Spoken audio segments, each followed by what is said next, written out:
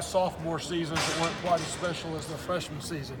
Kind of explained how that happens a little bit, and I haven't seen any of those signs.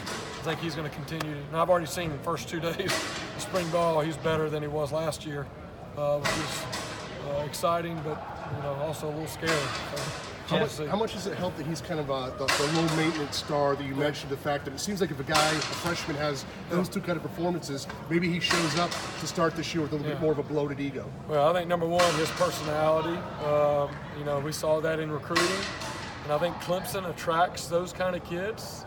For whatever reason, maybe because Coach Sweeney, in his recruiting talk, he gets up there and spends 30 minutes talking about no entitlement. You're going to have to earn it. I'm not going to promise you anything. Or sometimes, the other recruiting head coaches at other schools are sending them text messages guaranteeing them they're going to start day one, which I think probably is not accurate, and we don't get kids that are looking for that. So usually the guys that we attract are the guys that are humble, hungry, hardworking, and want to get better. But Justin, number one, just his personality is not one to get real excited and get caught up in that. He reminds me a lot of Sammy in that regard.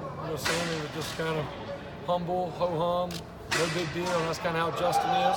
I mean, he knows what's out there, but he's not worried about that. He's really locked in, focused, and it's just his humble personality that he gets from his mom. That's what I would say. Reminds me a lot of his mom. Jeff, how much does it help that you guys, you go from playing in the national championship, you get back and you start mat drill pretty much, and then you go straight into spring practice, and how much does that help keep the guys in shape and focused on what they got to do? Yeah, I think for us it's become normal. I think 3 of the 4 years to go from national championship game, have a quick winter, and then be right back out there. So we want that to kind of be the norm. We have that calendar. We know exactly, kind of what that feels like, and I think it's good. As a coach, you want to get back out there. I think one of the hardest times for me as a coach is that January and February where you're out recruiting, you're kind of away from the guys, and you just can't wait to get back, kind of this time of the year, be able to see them every day and be around them and get back to coaching ball. And but yeah, there's no doubt.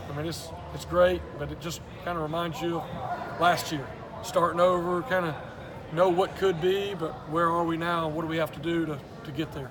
Is it weird? One of the best problems to have as a wide receiver coach is depth of talent. You've got a lot of that in the room. What do you tell guys like Cornell Powell and DeAndre Overton that have been here for their time and they're still sitting there trying to find that spot, their little spot in the niche? Well, I think what they know is that if you deserve to play and you earn the right to play, that you're going to get an opportunity to play.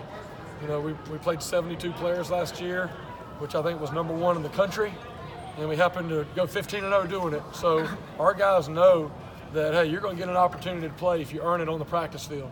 And then what you do with your opportunities that you get is going to dictate how much more you get. And so they know that, and I just like what I've seen so far, really.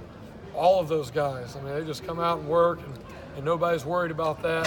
There'll be plenty of balls. That's one good thing when you played 59 games in 4 years.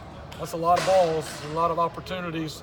And as much as we're throwing down the field, there's going to be plenty of opportunities for guys that deserve the opportunity to play, and I think those guys are going to be in that category when it gets time. Is it weird not having Hunter Renfrow out there? Yes, I got that a minute ago. It definitely is. First time in a long time since he's been out there. Him and Travion Thompson the same way. He was here with us for 5 years. It's a little bit different. Excited about those guys for their next step, but it's always fun. It's like Christmas when you get these new guys out here and get to watch them start over.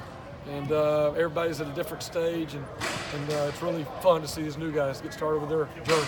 Where you guys are at now, is it harder maybe to do what Hunter Renfrow did as a walk-on 5 years ago, to do it now where the program's at? Yeah, I think, I wouldn't ever want to say that a walk-on's not going to get an opportunity because, when Hunter came, it wasn't like there was just a big opportunity at the moment. He just kind of worked his way up. He came in a group where there was 5 scholarship guys, I think, that signed in his class, and he was the one walk-on at wideout, and 5 other scholarship guys. And he worked his way up. So things change. My message to those guys is, hey, just come put your head down, go to work. Don't worry about where you are. We got some guys right now that are, way back on the depth chart. Whatever rep you get, make it count.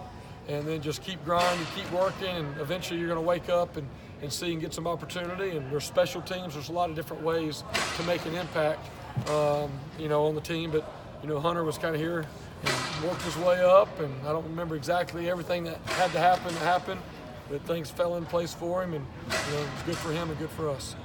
All right. All right. Thanks, everybody. Thank you. Yes.